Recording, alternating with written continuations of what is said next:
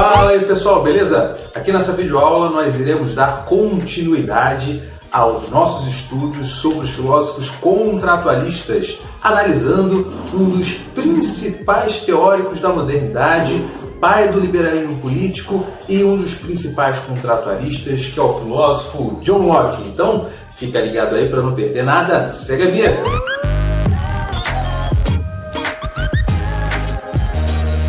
Nós devemos ter em mente que os filósofos contratualistas, assim como foi dito na aula de Thomas Hobbes, eles tentavam explicar de forma racional a necessidade do Estado. Ou seja, se existe uma entidade artificial que nós chamamos de Estado e essa entidade tem um poder sobre nossas vidas no sentido de legislar, aplicar leis, punir, prender, soltar, por que essa força, por que essa entidade deve existir se, afinal de contas, nós somos seres racionais e autônomos que não precisamos nos submeter a autoridades grandiosas, assim como a autoridade do Estado? Por quê? Por que nós devemos aceitar a existência desse Estado? O Hobbes, que foi o filósofo que nós estudamos na última aula, tinha a sua argumentação. Lembrando que o Hobbes ele defende um Estado absoluto, tão absoluto que ele dá um apelidinho para esse Estado. Chama esse Estado de Leviatã. Já o John Locke ele vai partir para uma argumentação diferenciada no que diz respeito ao filósofo Thomas Hobbes. Por quê? Lembra, o Hobbes ele fala que o estado de natureza, que seria aquele estado pré-social antes da criação do Estado, os homens viviam numa guerra de todos contra todos. Era uma constante guerra. Inclusive o que faz... o que retrata bem esse cenário é aquela clássica frase que nós atribuímos ao Hobbes, que é o homem é o lobo do homem. Ou seja, numa sociedade sem regras, sem leis, sem autoridade, sem Estado, os homens eles entram em conflito e tornam-se assim um estado de guerra de todos contra todos. Já para John Locke, o estado de natureza ele funciona de forma diferenciada. Porque veja só, para Locke, não é só porque os homens estão no estado de natureza é que os homens deixam de ser racionais. Os homens, mesmo sem nenhum tipo de autoridade, eles são dotados de razão. E essa razão que está dentro de nossa natureza nos faz enxergar determinados direitos que são autoevidentes, que são óbvios. Tipo assim, qualquer ser dotado de razão vai conseguir identificar que determinados direitos devem existir e devem ser respeitados. Então, podemos dizer assim que o Locke afirma que um estado de natureza é um estado de relativa paz. Esse estado pré-social, esse estado antes do estado civil, é um estado de relativa paz porque esses homens que compõem a sociedade pré-social, essa comunidade de homens pré-social, essa comunidade pré-estado, os indivíduos que compõem essa comunidade são indivíduos dotados de razão e, consequentemente, indivíduos que percebem a existência de determinados direitos. E esses direitos, que o Locke chama de direitos naturais, são basicamente esses quatro aqui. Nós temos aqui o direito à vida, o direito à propriedade, à felicidade e à liberdade. É tipo assim, quando você usa sua razão, você percebe que existe uma necessidade de sobreviver. Todo ser dotado de razão, que tem consciência da vida, tenta manter sua própria vida, a ponto de tentar evitar a morte a todo custo. E quando você se depara com um igual, automaticamente você percebe que aquele igual também tem a necessidade de preservar a própria vida. E você espera então que aquele outro ser igual respeite o direito à sua vida, assim como você vai respeitar o direito à vida dele. Esse processo de raciocínio que faz a gente perceber e ter consciência da vida é um processo que a razão nos proporciona e que nos faz enxergar, então, de forma evidente, que a vida é um direito. Consequentemente, nós percebemos que para que a gente possa sobreviver, a gente precisa do trabalho. O trabalho ele é essencial para a sobrevivência. Porque se você não consegue comer, você não consegue beber água, você não consegue ter um abrigo, se você não trabalhar. E você trabalha aonde? Na terra. Então, quando você vai lá numa terra, começa a trabalhar em cima daquela terra, em prol da sua sobrevivência, consequentemente você está ali imprimindo naquela terra a sua personalidade, a sua identidade, o seu esforço. E o fato de você imprimir seu esforço, seu trabalho duro naquela terra para manter a sua sobrevivência, isso já te dá o direito, segundo a sua própria razão, de ser dono daquela terra, porque aquela terra é utilizada por você para você conseguir manter a sua vida. Então, consequentemente, uma vez que nós utilizamos o trabalho para manter a nossa vida e precisamos da propriedade para manter a nossa vida, a propriedade se torna um direito natural também. Não é um direito que o Estado cria, mas um direito, lembrando, é um direito que a sua razão identifica, um direito que a própria natureza dá. Além disso, a felicidade é também um direito identificado pela sua razão. Qualquer ser dotado de razão não gosta de ser mandado por ninguém. É muito desconfortável quando alguém, por exemplo, tenta dizer para você o que você deve fazer. Porque cada pessoa tem a sua própria percepção acerca da felicidade. Então, se eu sou um ser autônomo, dotado de razão, capaz de pensar por mim mesmo, eu posso, então, escolher por mim mesmo aquilo que é felicidade para mim. E trabalhar em direção a em busca dessa felicidade. Então, por exemplo, se eu considero felicidade ser um bom professor, eu devo então trabalhar, eu tenho o direito de trabalhar em prol daquilo que eu considero ser a minha felicidade.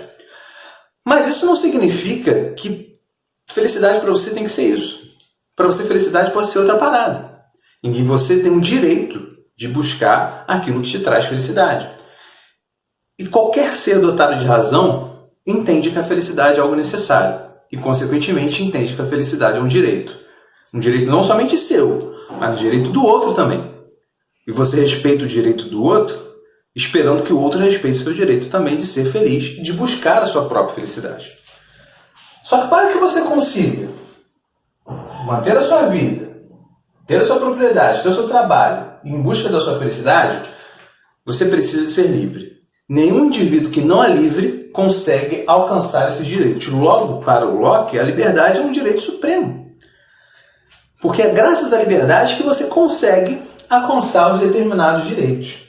Então, esses 4 direitinhos aqui, a vida, a propriedade, a felicidade, a liberdade, são direitos naturais. Direitos que independem do Estado. Direitos que independem de qualquer papel. Não depende de Constituição, não depende de nada. São direitos da vida, meu irmão. A natureza deu pra gente. Então, eles existem antes do Estado. E então, consequentemente, voltando aqui ao início, ao ponto de início da nossa aula, o estado de natureza, aquele estado pré-social, antes da existência do estado civil, é um estado que existem esses 4 direitos naturais e os homens sabem que esses direitos existem. Então, de alguma maneira, existe uma relativa paz na convivência entre esses indivíduos no estado de natureza. Mas, os homens não conseguem garantir que esses direitos sejam respeitados. Porque mesmo assim, mesmo sabendo que esses direitos existem, está lá na sociedade a ameaça do desrespeito a esse direito por parte de outros. Porque o Locke ele também admite que os homens eles agem de forma egoísta.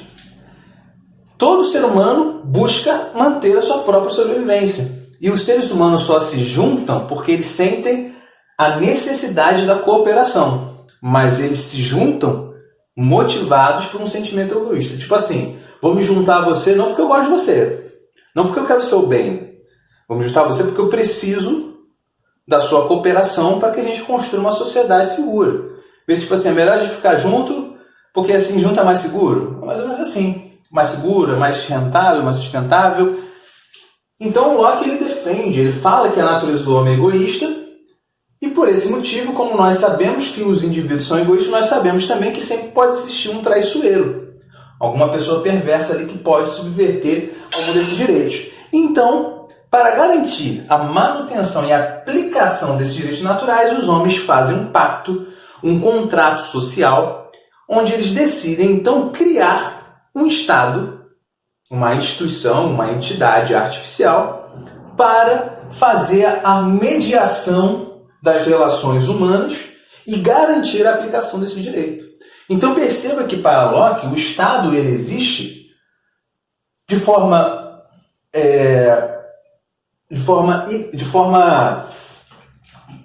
para garantir a manutenção desses direitos de forma consensual. Existe um consenso entre os homens. Os homens eles decidem, entram num acordo, fazem um pacto e assinam esse contrato. Sendo assim, podemos perceber então que esse Estado não pode agir de qualquer maneira. Ou seja, o Estado ele não pode ser um Estado absoluto como Hobbes defendia. Porque o Estado absoluto ele pode ignorar esses direitos aqui. Ele é absoluto, ele está acima de tudo. Então o Estado de Locke ele está, de alguma maneira, submisso a esses direitos que são dados a certas leis na natureza, a certos direitos naturais.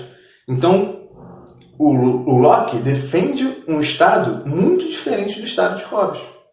Porque enquanto o Estado de Hobbes é um Estado absoluto, o Estado de Locke é um Estado liberal. Ou seja, é um Estado que está se submetendo a essas cláusulas aqui do contrato social, que é a manutenção desses direitos naturais. Então, esse Estado liberal de Locke é um Estado que vai intervir minimamente nos costumes e também minimamente na economia. Isso significa o quê na prática? Para pensar, uma vez que eu falo que a felicidade é um direito natural e que a liberdade também é um direito natural, não faz sentido eu falar que o Estado deve decidir o que é felicidade para mim. Não faz sentido dizer que o Estado deve restringir minha liberdade em nome do bem geral. Não. Esse Estado ele tem limite de intervenção. E os limites são esses direitos aqui. Então o Estado não pode dizer para a gente o que é a nossa felicidade e logo não deve dizer como nós devemos nos comportar. Porque às vezes, por exemplo, eu posso achar que, acender incenso na minha casa é algo que vai me trazer felicidade. É um direito meu. Então eu não posso deixar o Estado intervir no meu costume alegando que o Estado é absoluto. Não, o Estado deve respeitar o meu direito de escolher aquilo que me traz a felicidade. Então esse Estado ele intervém minimamente nos nossos costumes. O Estado ele só intervém no costume se por algum motivo existir alguém que tem ali algum costume, algum hábito que intervenha no direito do outro ser feliz, que intervenha na liberdade do outro. Fora isso, negativo. O Estado não intervém.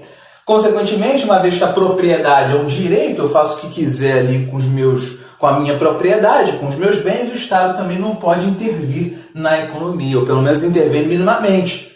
Só intervém quando aquele sujeito usa a sua propriedade para diminuir a felicidade do outro, ou ameaçar a vida do outro, ameaçar a liberdade do outro e até mesmo a propriedade do outro.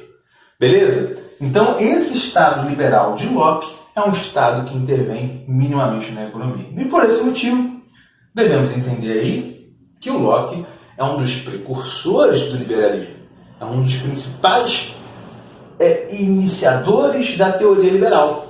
Beleza? E que vai ter um contraste muito grande com a filosofia de outro contratualista, que é o filósofo Jean-Jacques Rousseau. Isso você vai ver só na próxima aula. Beleza? Então, pessoal, é isso aí. Tá? Aquele abraço e até a próxima. Valeu!